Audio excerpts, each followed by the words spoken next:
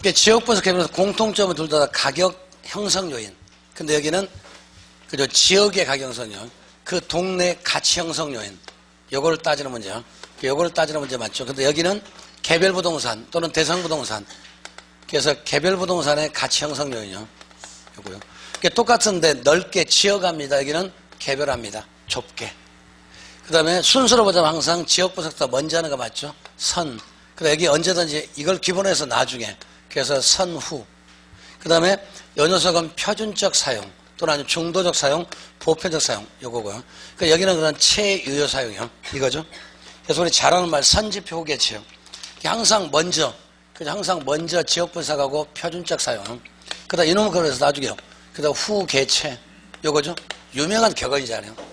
요거 하나만 와도 문제 굉장히 많이 풀어요. 작년도도 답이 여기서 나왔습니다. 작년도 문제 요거였습니다. 단순해요. 사실은 문제는요. 내용만 조금 이해하신다면은. 그 다음에 그러면서 이제 여기는 지역 분석 같으면 가치 수준이었죠. 얼마쯤. 그래서 가치 수준 또는 아니면 보편적 가치, 중도적 가치, 평균적 가치 그렇게 말할 수 있으니까. 그럼 여기는 뭐였습니까? 구체적 가치였죠. 가치 또는 아니면 구체적 가치, 가격 같이 쓰고요. 그 다음에 다섯 번째는 부동성하고 개별성 맞죠? 부동성하고 인접성, 개별성이 아니라 인접성이요. 여기는 부동성이 아니라 개별성하고 용도의 다양성. 요거 나온 거죠? 요렇게. 그 다음에 여섯 번째 여기는 외부적 요인. 부동산 자체를 따지는 게 아니라 부동산을 둘러싸는 외부적 요인. 그럼 여기는 내부적 요인, 내적 요인이요. 그 다음에 이제 감가도 여기는 외부적 감가. 그죠? 그럼 여기 오른쪽 같으면 이제 내부적 감가. 내부적 감가를 또 다른 말로 기능적 감가라고 하죠. 내적 감가, 내부적 감가. 그 다음에 이제 외부적 감가를 다른 말로 경제적 감가, 위치 감가, 환경 감가. 그래서 주로 많이 쓰는 것을 경제적 감가를 가장 많이 쓰는 거죠. 그리고 여기는 이제 기능적 감가. 이렇게. 그 다음에 일곱 번째는 무슨 원칙이요? 적합의 원칙.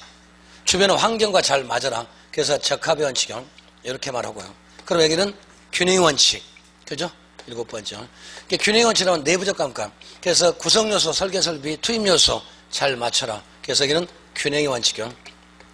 그 다음에 여덟 번째 여기는 넓게 본다. 그래서 거시적, 광역적, 개괄적, 전체적, 추상적 전부 다 똑같죠. 그래서 거시적 또는 아니면 광역적, 전체적, 개괄적, 추상적 같은 얘기 아닌가? 그 다음에 여기는 좁게 하니까 그러면 이제 미시적이라면 되겠네요. 그래서 미시적이고 부분적이고 세부적이고 지역적이고 그러니까 왼쪽은 넓게 합니다. 우리 동네 전체 합니다. 여기는 우리 집만 합니다. 좁게 합니다. 이렇게. 그래서 그 두 개 비교해서 대부분 문제. 자, 16번이 바로 그 문제. 보시겠습니다. 옳지 않은 것은 1번 지역 분석이란 대성부동산이 어떤 지역에 존재하고 특성이 뭐고 그 다음에 그 지역 내 부동산의 가치 형성에 어떤 영향을 미치는가. 지역 특성, 가치 형성 요인. 그 다음에 그렇기 때문에 주로 뭘로 많이 쓰더라? 표준적 사용. 그래서 얼마쯤 됩니다. 맞죠? 지금 16번에 1번 읽었습니다. 두 번째, 개개부동산은 지역 내 다른 부동산 상호 밀접행위를 주고받으면서 이러한 상호관계를 통해서 사회적 경제행동 위치에 따라서 다음으로 지역부서 필요하다. 그러니까 그러니까 요 물건이 있을 때 요 집이 어떤 영향을 주변 영향을 받기 때문에 어쩌니까 주변 영향을 따져야 할 필요가 있는 거죠. 항상 주변과 부분이 이렇게 들어오니까 언제든지요. 그 사람의 성격을 정확히 하려면 배경을 아는 것 중요하겠죠. 그러니까 똑같은 사람도 어쩌니까 예를 들어서 어느 지역에 사는 것에 따라서 약간 틀려질 수가 있죠. 그죠? 그러니까 그 사람의 어떤 성장 배경을 따지는 게 지역 분석 맞죠? 그 사람이 또 어떤 사람 주로 친했는가, 동창이 누가 있는가, 주로 어느 집에 살았는가, 그놈에 따라서 성장 과정이 틀려지면 다르게 나올 수도 있죠. 그죠? 그 다음에 세 번째, 지역 분석을 통해서 그 지역의 특성에 가장 적합하고 합리적인 일반적 평균적 이용인 표준적 사용. 그죠? 그래서 아까 평균적 사용, 보편적 사용, 중도적 사용을 뭐라고 주된 용도를 표준적 사용. 그리고 그놈에 따라 그 다음에 뭐 하겠습니까? 개별 분석에서는 대상부동산의 최유효 사용을 한다는 것. 그러고 보니까 그 3번도 요 얘기는 선지표 개체. 선지표. 지역용 편적 사용. 맞죠? 후개체. 되는 얘기죠? 그러면 자리가 바꿔졌죠? 흔히 잘 바꿉니다. 그러니까 문제는 요 정도밖에 안 되기 때문에 조금만 우리가 이해하시, 좀 정리하시자는 얘기예요. 그 다음에 네 번째, 답은 세 번째고 지역 분석 통해서 일반적 평균 방법인 판정해서 지역의 가치 수준 맞죠?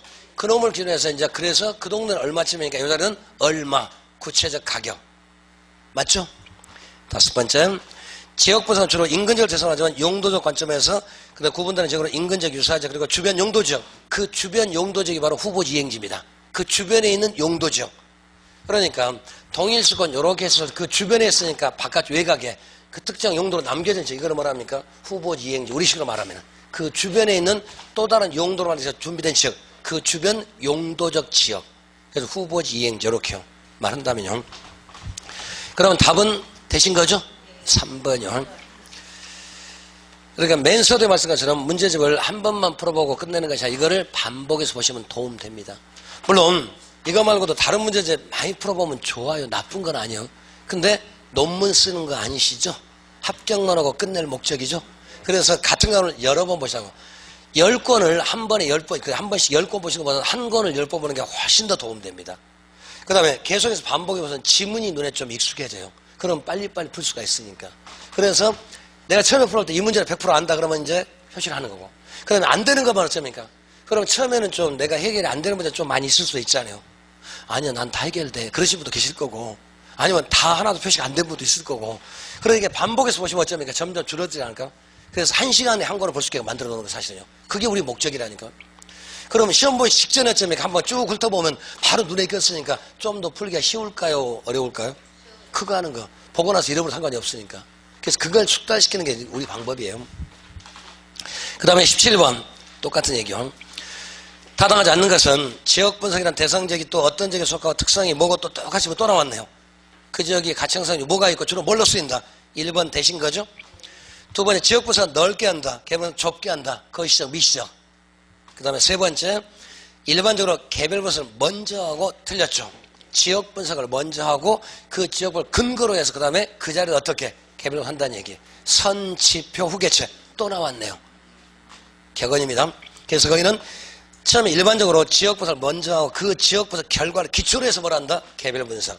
지역 분석은 개별 분석, 개별 분석은 지역 분석 자리를 바꿔야 맞죠. 그 다음에 3번, 1번. 세 번째, 지역 분석 대상으로는 특히 중요한 적이 인근적, 유사지역이 있는데 제일 중요한 것은 인근적이 먼저, 그 다음에 유사지역, 그리고 도시 전체까지. 그래서 사례를 선택할 때 가장 좋은 것은 우리 동네가 제일 좋을 거 아닙니까? 그 다음에 안 되면 옆 동네, 그 다음에 안 되면 도시 전체. 대신에 이 도시 전체를 벗어나면 안 됩니다. 왜 안 될까요? 비교가 안 되니까. 서로 견줄 수가 없으니까. 그래서 동일수권은 사례 선택의 제일 먼저입니다. 사례 선택의 최원방권. 멀은 자 써가지고 가장 멀리 있는 지역. 맞지 않아요? 그러니까 서울에 집이 있는데 광주까지 가져오면 좀 곤란합니다. 왜? 서울의 요인하고 광주 요인은 약간 차이가 있으니까. 그죠? 가격 차이가 있으니까 같은 걸 해야 되겠죠? 그래서 인근 지역이 제일 먼저, 그 다음에 유사 지역, 그 다음에 동일수권 이렇게. 그 다음에 다섯 번째, 동일수권은 인근 지역을 포함하고 인근 지역 상호 경쟁관이 유사 지역이 포함하는 공간적 범위고 가장 최광해 지역이고. 맞죠? 그러니까 지역 분석의 최소 단위는 인근 지역, 최대 단위는 동일 수급권 이렇게 말할 수가 있겠죠. 또 그렇게 구별할 수 있어요. 우리 동네가 제일 좁고 그 다음에 옆 동네가 좀 넓은 지역. 우리 전체 다 하면 뭡니까? 서울시내 전체 다 하면 가장 넓은 지역, 최광역권 이렇게 말할 수가 있죠. 최소권역은 인근 지역. 범주로 봤었을 때 일반적으로 된 거죠. 그 다음에 또 좀 18번 한번 해볼까요? 잘못된 것은 인근 지역은 대상에 속해지지 않는 지역 아니죠. 인근 지역은 아까 대상에 속한 지역이다. 가치형성 지역에 미친다. 그죠? 그 다음에 같은 특정 용도 중심 지역이다. 그 다음에 도시나 농촌 내부에 있고 지역사도 조금 작은 지역이다. 인근 지역은 늘 움직이고 변동한다. 그 다음에 인근 지역 경계는 분명할 수도 있고 불분명할 수도 있다. 자, 불분명할 때는 뭘로 보다? 용도적 관점에서 표준적 사용을 근거로 해서 합니다. 거기까지. 된 거죠? 그렇기 때문에 인근 지역 경계가 넓을수록 사례 선택은 쉽겠죠. 그렇지만 값을 따지기 조금 어렵죠. 인근 지역 보면 좁으면 우리 동네 한 나이만 따집시다. 그러면 사례는 좀 그런데 가격을 따지면 조금 더 쉽겠죠. 무슨 말 이해하셨을까요? 지금까지 살아온 중에서 가장 친한 녀석 찾아라. 어려워요. 그죠? 제가 이렇게 표현했잖아요. 초등학교 친구, 고등학교, 대학 전부 다 이렇게 했습니다. 이럴 때 제일 친한 친구 어려워. 즉 사례 범위가 넓을수록 인근적보다 넓을수록 사례는 많은데 가격이 신뢰성이 조금 떨어질 수가 있죠. 근데 초등학교 중에서도 5학년 때 2학기 때 같은 반 친구 골라라. 그것도 같은 분단에서. 그럼 너무 쉬울 거 아니에요. 근데 그때는 어쩌니까 사례는 적지만 신뢰도는 또 높을 수도 있겠죠. 그러니까 너무 넓어도 안 되고 좁아도 안 되고 너무 많아도 적어도 안 되고 적절히 이제 만드는 거죠. 그렇게 합니다. 그 다음에 유사지역 20번. 가장 타당한 것은 대상군에 속한 지역으로 벌써 틀렸네요. 대상군에 속한 지역은 인근지역이죠. 틀렸고, 그 다음에 대상부동산 대체 경쟁과 있는 다른 부동산 존재하는 지역이며 지역보다 가장 적은 최소지역은 어디입니까? 인근지역이죠. 최대지역은 통일수급권. 두 개가 틀렸습니다.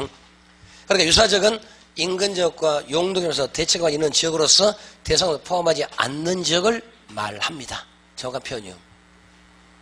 2번 대상부동산 대체 경쟁관이 성립하고 가격 형성에서 서로 영향을 미치는 관계에 있는 부동산 존재하는 권역으로 여기까지는 맞는 것 같아요. 그런데 보자면은 볼까요? 보자면은 사례수의 가장 광범위적 사례수의 가장 광범위적은 통일수급권으로 봐야 되겠죠. 어찌나 틀렸네 지금요.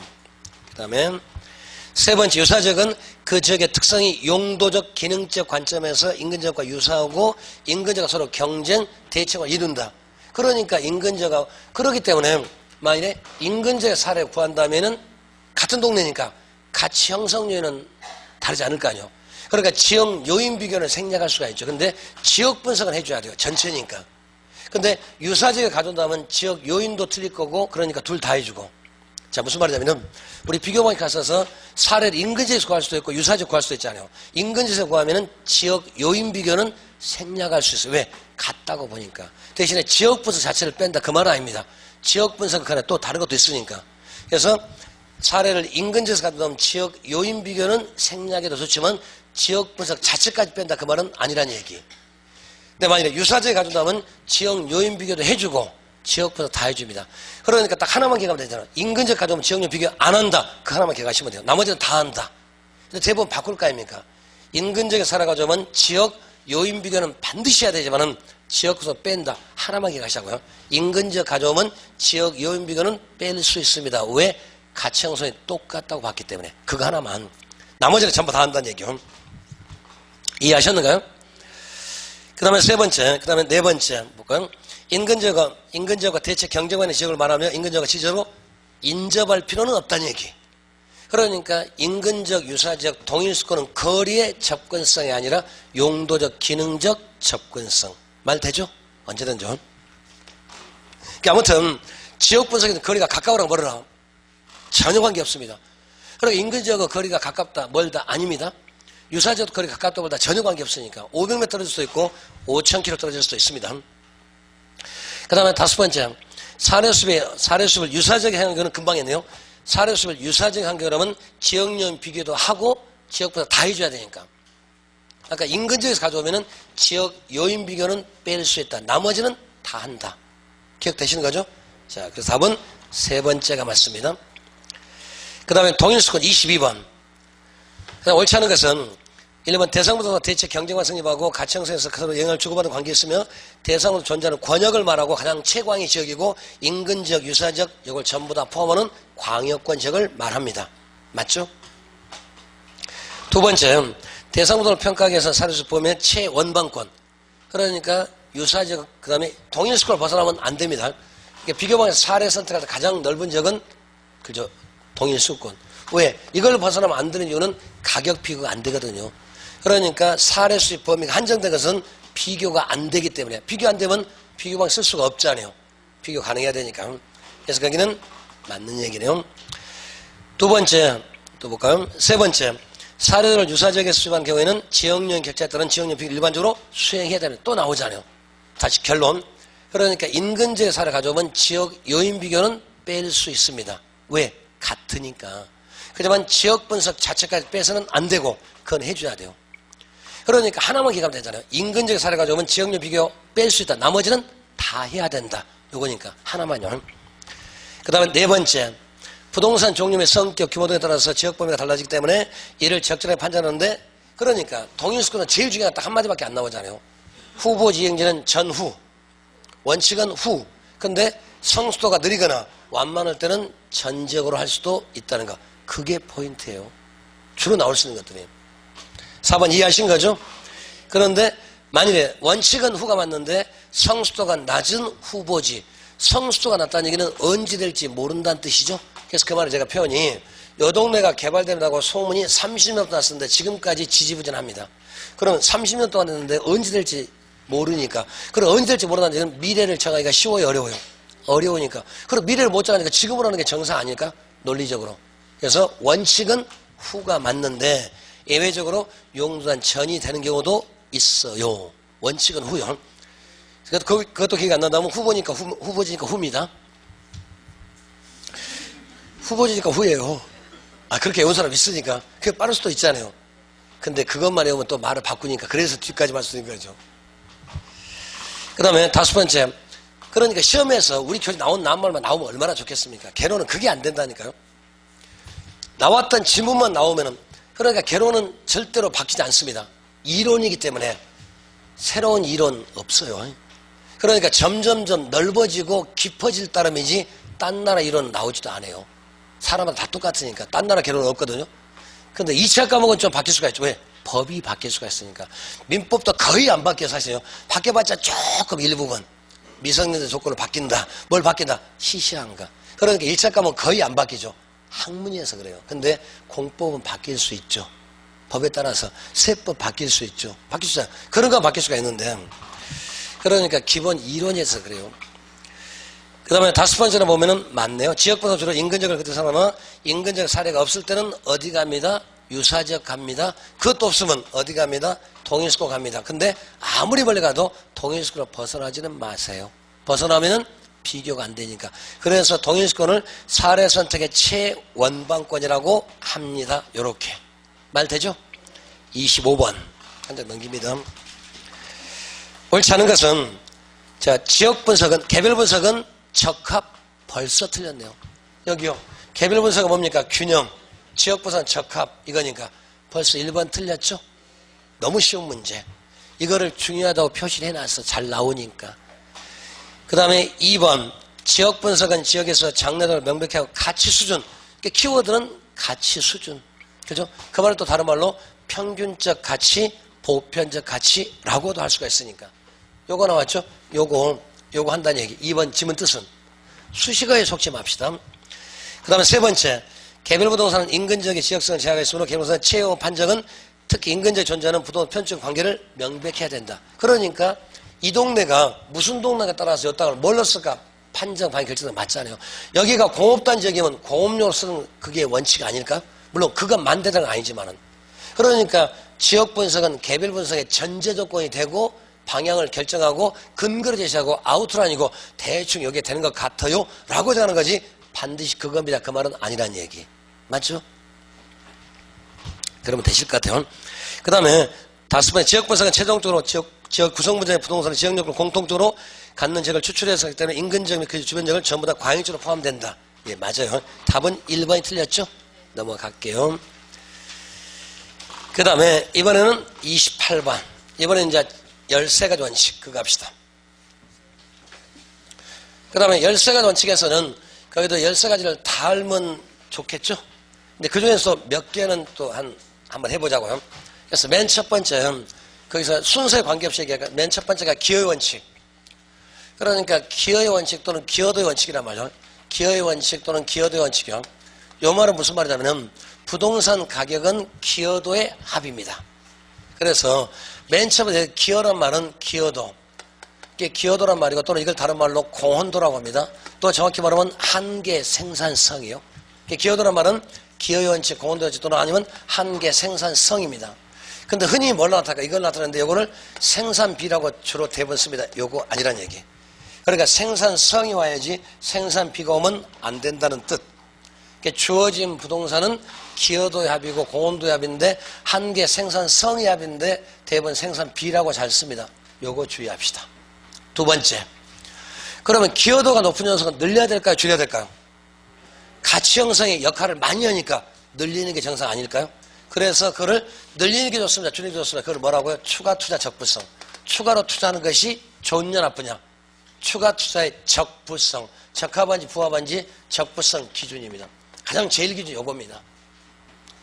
근데 굳이 말하자면 추가 적부성은 옆에 있다가 넓힐 수 없어요. 이게 기준이에요. 그래서 기여 원칙은 합병 분할. 여기서 주로 많이 써요. 합하세요, 쪼개세요. 합병 분할. 그러니까 합병증가, 분할감가. 합병증가는 잘 더하면 값이 기여도 높으니까 값이 올라갈 거 아니에요. 맞죠? 분할증가는 잘 쪼개면 용도에 맞게 잘 쪼개고 기여도가 알맞게 쪼개면 오히려 좋아질 수도 있으니까. 맞죠? 이렇게 하고요. 그래서 두 가지만 합시다. 일단 나머지 다 버리고. 그 다음에 두 번째는 이번에는 그죠? 균형의 원칙. 그러고 보니까 균형의 원칙이란 말은 뭐가 잘 맞아라. 균형이 맞아라. 그래서 균형의 원칙을 또 다르게 말하면 이거는 비율이 잘 맞아라. 비례 원칙. 그러니까 균형 원칙이란 말은 첫 번째는 주어진 부동산의 유용성을 최고로 높이기 위해서, 다시 말하면 부동산 어쩌니까 최유효 상황에서 어떻게 합시다? 그죠? 내적 구성을 잘 맞춰라. 내부적 구성 비율 또는 생산요소 결합 비율, 투입요소 비율. 그래서 내부적 균형이요. 안쪽으로 제대로 좀 하셔라. 내부적 균형.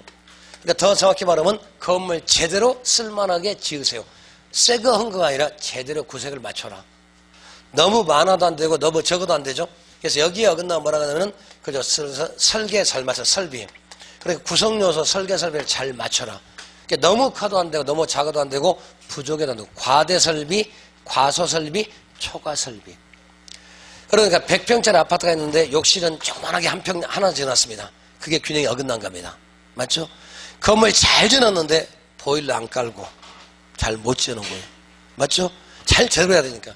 그러니까 균형이란 말은 유용성을 제대로 만드는 제대로 우리가 써먹기 쉽게 하기 위해서는 구성요소, 설계설비, 투입요소, 내부적 결합비율을 잘 맞추세요. 그죠? 아파트 잘 지었는데 방은 조그만하게 한 평짜리 하나만 전부 다 거실만 만들었대요. 안 좋은 거. 맞죠? 그거 잘 맞추는 문제요. 그래서 여기에서 어긋나면 우리 뭐라고 합니까? 어긋나면 내부적 감가를 또 다른 말로 기능적 감가. 맞죠? 내부적 감가, 기능적 감가. 맞죠? 이건 아까 어디서 썼어요? 저 뒤쪽에서요? 개별 분석. 그래서 개별 분석 쓰는 거 맞죠? 요렇게. 이해되신 거죠? 네, 뻔해요. 별거 아니라니까요. 조금만 생각하면서 합시다. 무조건 외우지 말고. 절대로 암기 아니니까 하루에 하나로서라도 정확히 합시다. 그래야 돼요. 우리는 만점 받는 시험 아니잖아요.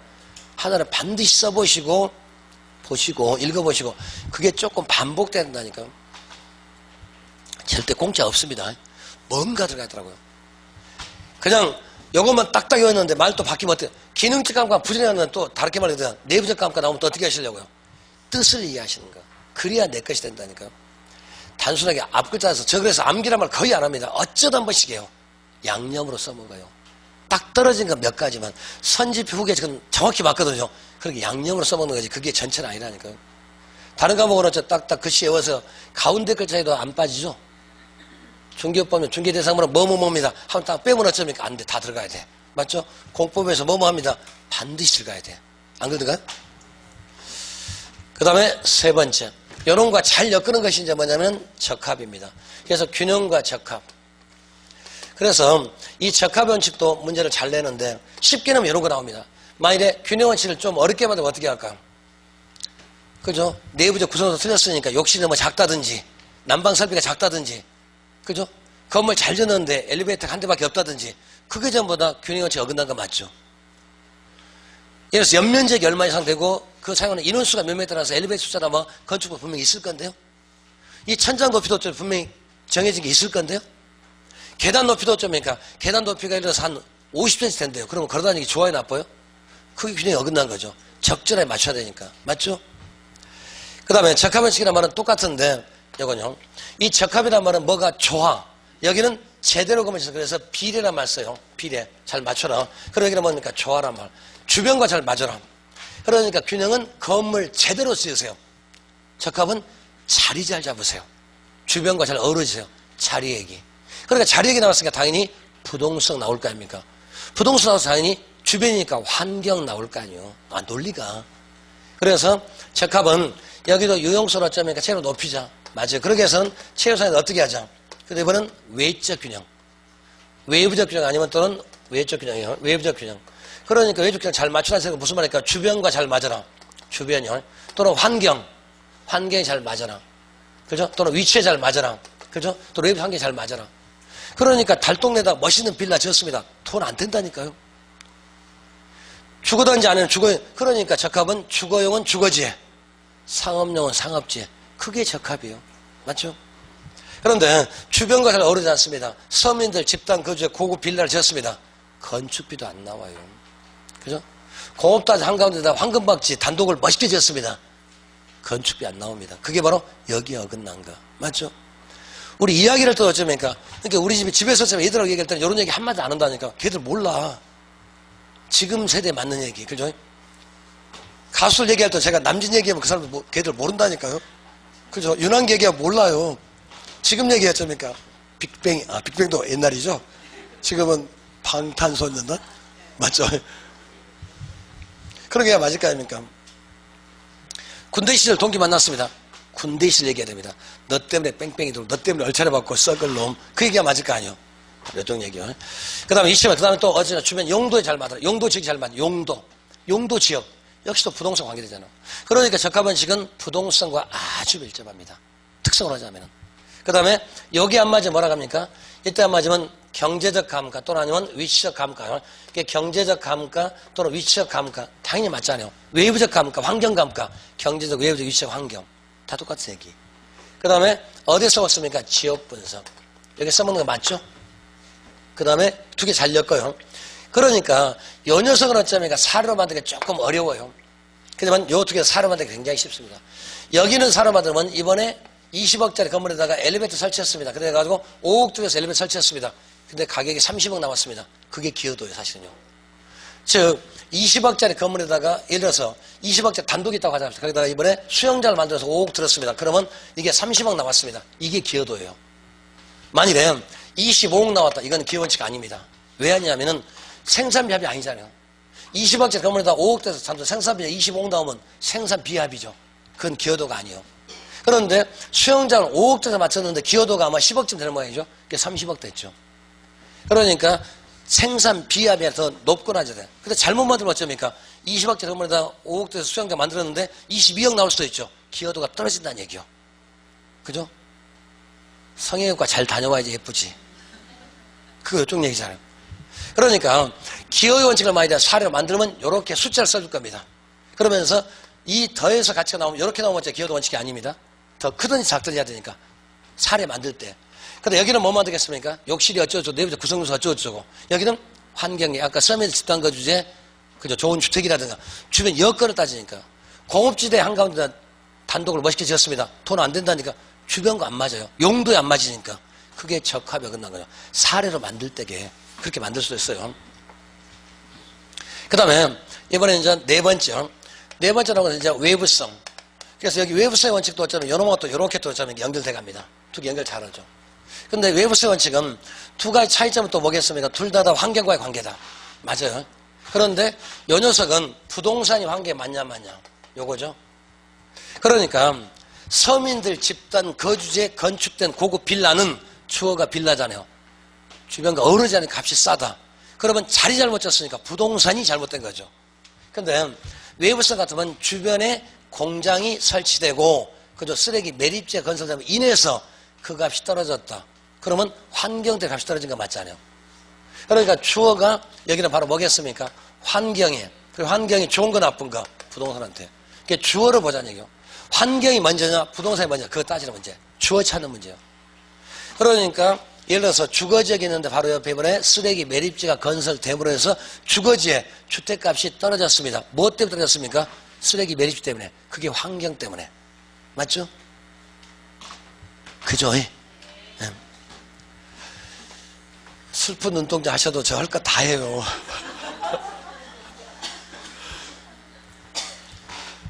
백영규 노래 그거 있는가요? 슬픈 계절에 만나요? 네.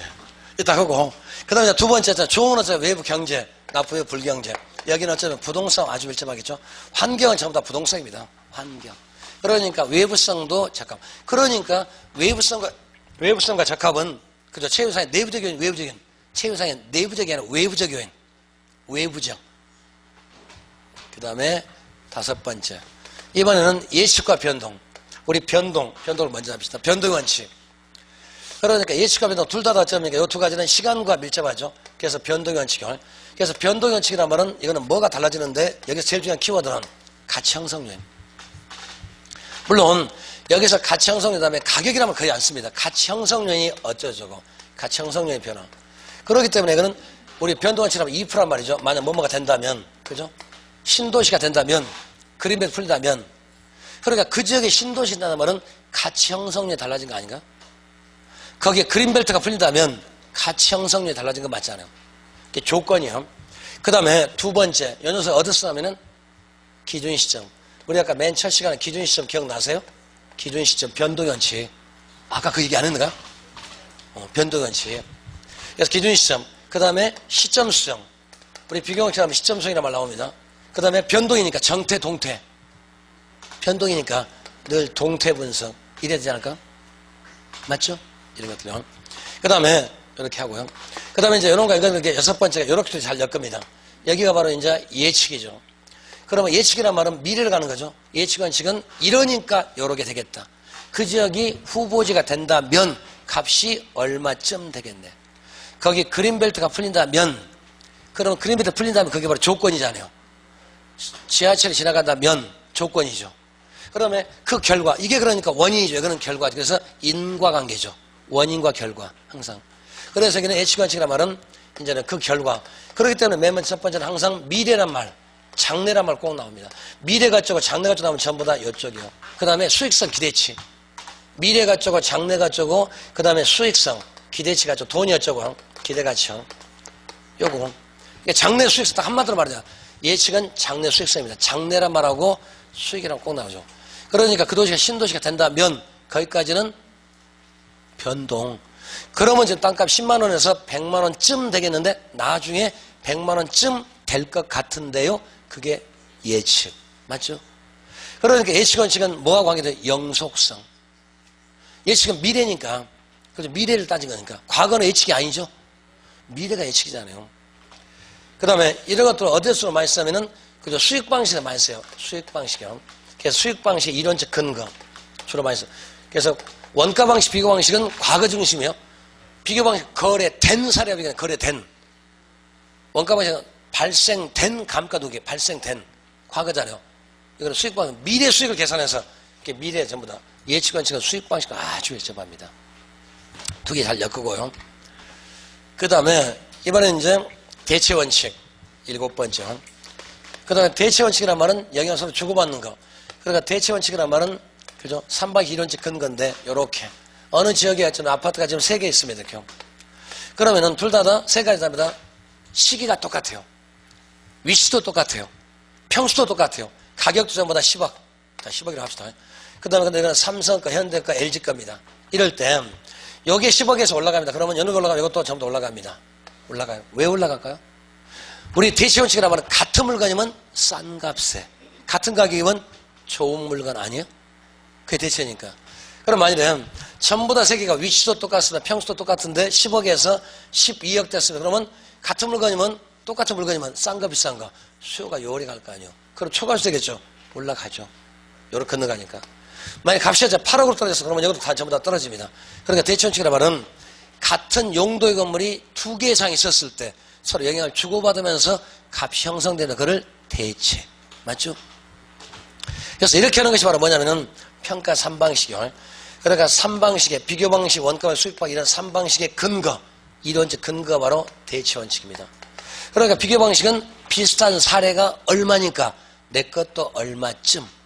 맞죠? 비싼 건물이 얼마에 지었으니까 내 것 지나면 얼마쯤. 비싼 건물 수익이 얼마 나오니까 내 것도 수익이 아마 얼마쯤 되겠네. 그걸 대체. 맞죠? 3박 이론적 근거요.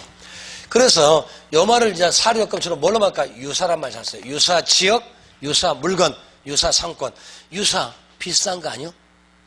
그러니까 인근 지역과 유사 지역은 대체관계 돼요, 안 돼요? 용도들이 비싸니까. 그러니까 인근 지역 올라가면 유사 지역도 영향을 받을까 안 받을까? 받겠죠. 그래서 유사 지역은 대상보다 가격에 간접적으로 영향을 미친다. 인근 지역은 직접적인데 유사 지역은 간접적. 맞잖아요. 그러니까 예를 들어 수완주 값이 올라가면 첨단주도 어쩌니까 거의 같다면 영향 받을까 안 받을까요? 너무 당연한 얘기죠. 맞죠? 똑같은 가게가 두 군데 있습니다. 똑같은 가게입니다. 그리고 이쪽에서 값이 올라가면 여기도 올릴까 아닙니까? 더 쉽게 할까요? 지금은 의미가 없죠. 옛날에 비디오 가게. 아파트 단지 내 비디오 가게 2개 있었죠. 한쪽에서 비디오 대여를 내립니다. 옆쪽으로 내려야 돼, 안 내려야 돼요? 그죠, 내려야죠. 안 오면 망하니까. 근데 이제 점토를 되다 보면 살을 깎아보면 경제가 되겠죠. 그래서 어떻게 합니까? 담아버렸죠. 우리 그러지 말자. 적과 동침을 해요. 그러면서 이제 서비스 경쟁을 하는 거죠. 그래서 돈 가지고 장난치지 말고 서비스를 우리는 2박 3일 빌려줄게. 그럴 거 아니에요. 그러니까 우리 자동차도 그러잖아요. 현대건설이 어떻게 하면, 현대건설은 또 다른 장소 어쩌니까 가격을 떨치면 서로 죽는다니. 그러니까 가격을 내버리고 우리는 서비스가 아니라 무이자를 6개월 줄게. 그래, 우리는 12개월 줄게. 그래, 우리는 24개월 줄게. 그래, 우리는 전체 다 줄게. 그것도 안 되면 스노우 타일 끼워줄게. 보험료 한 달치 내줄게. 그게 서비스 경쟁 아닌가? 같은 당구장 있으면 어쩌니까 서비스 10분 더 줄게. 그죠? 무한리필 해줄게. 전부 다 이거 아닌가? 많이 봐요. 이게 다 된다니까. 그러니까 똑같은 가게 있으면 어쩌니까. 그죠? 똑같은 화장품 가게 있습니다. 샘플 더 줄게. 맞잖아요. 그게 되시잖아요. 그죠? 그렇게 안 하던가요? 많이 하는데.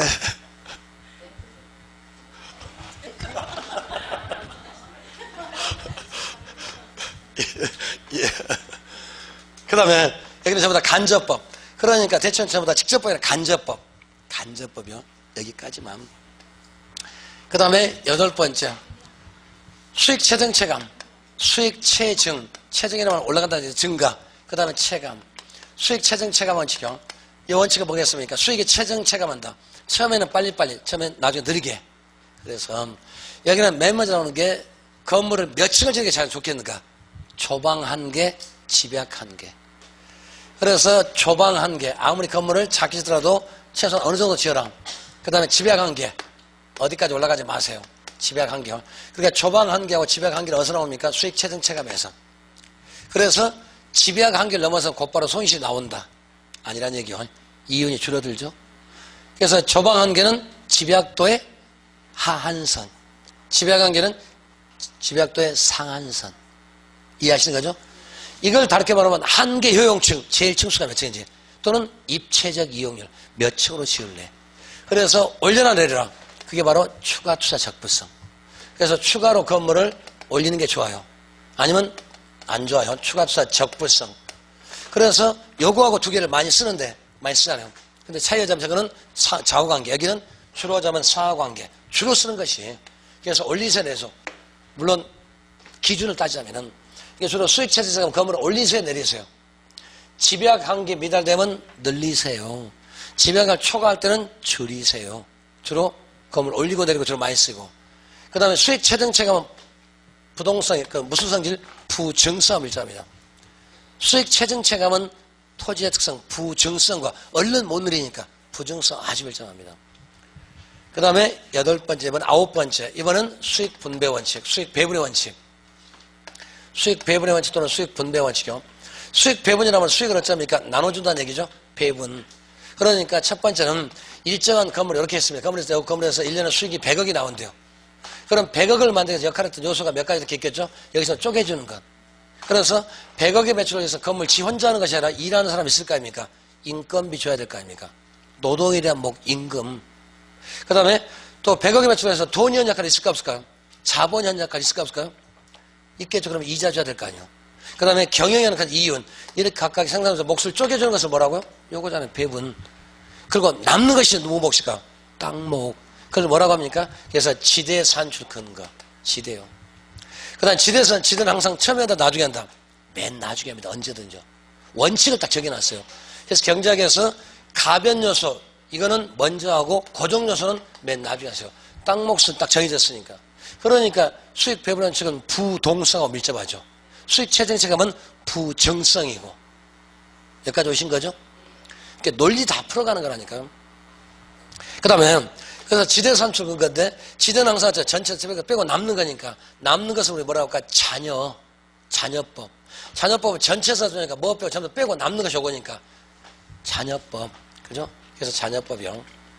그래 보자면 수익 배분 원칙은 복합 부동산, 복합 개념 부동산. 복합 부동산에서 나와요. 자녀는 생산 구성 요소 하나, 둘 이상. 하나만 있으면 자녀란 말이 안 나오니까 건물값 빼고 나면 땅. 그러니까 토지자녀법, 건물자녀법은 복합 부동산에 나오는 거 맞죠? 이해하시는 거죠? 네, 그런 얘기 나와요. 그래서 자녀법. 그 다음에 빼고 남는 거니까 남는 것을 또 뭐랍니까? 잉여. 그래서 잉여 생산성 원칙. 맞죠? 여기는 세 번째 부동산하고 아주 밀접합니다. 또 그래서 여기 잔여법 정확히 보면 토지잔여법 많이 쓰겠죠. 잔여법에서. 요렇게. 그 다음에 여기까지는 합시다. 그 다음에 경쟁은 초과이니까. 자, 봅니다. 28번. 부동산 가치의 원칙이라는 설명으로 옳지 않은 것은 부동산 가치는 어떻게 형성되고 유지되는가. 그러니까 이 원칙이라는 것은 부동산 값이 어떻게 만들어지고 어떻게 유지되고 어떤 과정을 거쳐서 만들어지고 평가사는 반드시 지켜야 됩니다. 준칙이요. 행동 절차. 1번 말 뜻이. 자, 두 번째는 대부분 일반 경제적 기초를 두고 사회적 요인에 따라서 늘 원칙인데 이런 원칙은 따로따로 움직일까 같이 움직일까요? 같이 움직여요. 그러니까 최우선은 항상 가운데 놔두고 내외부적으로 시공간적으로 맞아야 돼. 그러니까 예측과 변동은 시간과 관계되죠. 그 다음에 적합 외부성, 경쟁은 외부적 요인이에요. 그 다음에 수익 체증 체감, 수익 분배, 기여 균형은 내적 요인이에요. 그래서 내외부 시공 전부 다 통한다. 그래서 영향을 주고받습니다. 그러니까 고립되는 독립도 존재하는 것이 아니라 서로 상호 연관가 있고 직간접적으로 영향을 주고받는 그런 관계. 그래서 2번이 틀렸습니다. 그 다음에 세 번째, 부동산 가치 제원칙은 제원칙을 가장 중추 원칙으로 하고 이때 용도에 따라서 제원칙이 근거가 된다. 용도의 다양성 때문에 최우선 근거. 부정성과 용도의 다양성 때문에 최우선이 나온다는 얘기. 맞죠? 부족하니까 최우사용. 많으면 최우선이 안 나올 거 아니에요. 시간도 우리가 아껴 써야 됩니다. 부족하니까. 또 땅도 부족하니까. 용도가 한 가지만 있으면 최유일한 말 나올 수가 없는 거죠. 그 다음에 네 번째. 부동산 중 가장 대표적인 토지는 생산비에 적용되어서 가치형성에서 일반 주가 적용이 안 된다. 즉 일반 동산은 가격의 양되면 가격 잘 이루어지는데 부동산은 그게 됩니까 안 됩니까? 양적 변화이기 때문에 일반 경제의 원리가 성립이 안 돼요. 그래서 부동산이 나온 거예요. 그 다음에 다섯 번째, 일반 경쟁에서는 이론주로 완전경을 가져오면 부동산은 완전경이 없습니다. 사실 일반 경제도 완전 경제는 없어요. 순수한 완전경 시장은 존재하지 않습니다. 자, 답은 2번 이해하신 거죠? 그 다음에 29번. 요렇게 문제를 내기가 쉽습니다, 이제. 보시면은 다음 네모 안에 들어있는 말은 무슨 특성과 관계가 되냐 지금 그런 얘기요. 그러면 먼저 과거 현재가 아니라 미래 상태. 미래를 말하고 보니까 시간 얘기 나와야 되네요. 시간 얘기 나오면 예측과 변동. 둘 중에 하나. 그러면서 가치 형성 요인, 그 다음에 가치 형성 요인 지역성, 그러니까 지역 분석할 때 쓴다. 그래, 가치 형성 요인은 뭐가 관계됩니까? 여기 어디 있어요? 가치 형성, 요거네요. 일단 변도가 밀접한 것 같아요. 그 다음에 또 두 번째는 장래 기대가치, 장래라고 놨습니다. 그러면 이거는 예측입니다. 이게 가치가 어쩌고저쩌고 시간 얘기 나오고 미래가 어쩌고 나오고 또 그 밑에 보자면 채용의 전제가 바탕되는 원칙. 그래서 예측과 변동 둘 다 채용상의 바탕 원칙이 된단 말이에요. 그것도 요약집에 제가 또 써놨어요. 그걸 요약집에 어디 갔냐면요. 페이지 수가 거기 81페이지 5번 맨 뒤에 요약집 81페이지 5번 맨 뒤에 한 장 넘겨서 그 5번 한번 읽어보세요. 맨 뒤에 가자 뭐가 바탕이 된다 써져 있는가요? 저 다 써놨다니까요. 그래서 거기는 가치 형성 요인은 물론 변동과 관계가 되지만은 거기 미래 수익성 나온 거 지금 바탕 나온 거 보니까 예측형. 또 거기 보니까 변동 없잖아요. 만약 변동 두 개 나온다도 혼동될 건데 딱 하나만 줄 거니까. 시간과 관계되는 것. 그 다음 미래란 말. 그 다음에 장래 수익성. 보세요. 여기 장래 수익성. 요거 하나만 딱 나왔어요. 여기 가장 키워드라니까. 요 말이 그러니까 예측에 빠지면 안 돼요. 반드시 들어가야 돼요. 30번. 어떤 원칙이냐. 가치 형성 발생연. 가치 형성이 또 나왔네요. 그 다음 두 번째 보니까 기준 시점 또 나왔거든요. 아까 기준 시점이 어쩌고 시점성이 어쩌고 동태가 어쩌고 전부 다 변동이 되버리네요. 그러니까 키워드만 찾아서 얼마든지 가능할 수가 있잖아요. 그 다음에 자 30번도 풀어보시고 넘어갑니다. 32번 추가투자 적부성. 그 다음에 최우선 내부 추가투자 적부성은 아까 기여원칙하고 그 다음에 뭐하고 수익 체증 체감. 근데 그 중에서도 보세요. 기준은 요거 하나만 썼습니다. 여기는 저 기준 안 썼어요. 추가투자 적부 요거밖에 안 썼어요. 그러니까 추가투자 제1기준이 뭡니까? 기여도입니다. 기여도에 따라서 체증 체감, 기여도에 따라서 분배, 기여도에 따라서 균형. 가장 게 기여가 원칙. 가장 먼저. 그러니까 똑같이 100억이란 물건이 액수가 나왔는데 기여도가 높은 녀석은 많이 배분할 거 아니에요. 노동이라는 역할이 많이 했으면 인건비가 많이 배분해야 될 거 아닙니까? 만약에 돈 역할을 많이 했으면 이자에 많이 배분할 거 아니에요. 경영이 많이 했으면 이윤을 많이 배분할 거 아닙니까? 기여도에 따라서 몫을 다 쪼개주는 거. 그러니까 수익 배분은 정확히 말하면 그 기여도에 따라서 각각 생산 요소에 몫을 쪼개주는 것을 기여의 원칙 이렇게 말합니다. 정확한 표현이에요. 기여도가 제1기준이요. 32번 뻔한 얘기 나왔죠? 자, 33번 토지잔여법. 아까 잔여법 어디서 나왔어요? 수익 배분. 너무 쉬운 거 아니요? 그 다음에 35번 평가 제원칙 가장 옳은 것은 부동산 가치는 장래이기 때문에 장래, 기대, 편익, 예측, 연결고리가요. 그 다음에 두 번째 부동산 가치는 특성 중에서 그거 시장 수요와 주변 나왔습니다. 잘 어울려라. 주변과 환경과 위치 잘 맞아라. 적합. 주변 잘 맞으라는 얘기. 그 다음에 세 번째 부동산 수요 공급에 따라 이루어진다. 수익 체증 체감이 아니라 수요 공급. 수익 체증 체감 나오면 뭐가 나올까요? 수익 체증 나오면 추가 투자 나오든지 지배관계 조방관계 나오든지 층수 높여라 낮춰라 입체적 이용률 이런 말이 꼭 나와줍니다. 틀렸고 아까 수요 공급 원칙 말하지도 않았어요. 너무 당연한 얘기니까. 그 다음에 네 번째 부동산의 최대가치 구현하기 위해서는 생산요소 결합비율 생산요소 결합비율 내적 균형이라는 뜻이에요. 내부적 균형.